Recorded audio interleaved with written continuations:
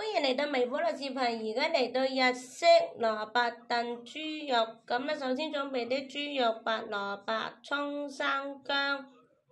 醬油、嘅兩左高湯或者水、糖咧，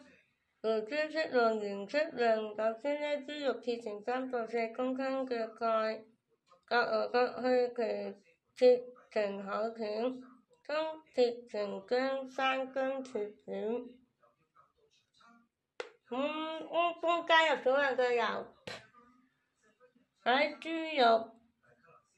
快放入鍋中，中火煎至表面微微上色，加入生薑片和葱段，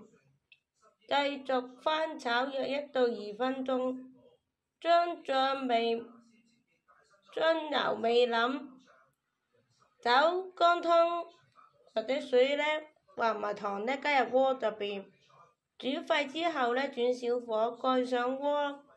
蓋燉30分鐘，加入白葡萄，切好嘅白葡萄加入鍋入邊，繼續燉咧約20到30分鐘，直到豬肉同埋蘿蔔變得軟嫩。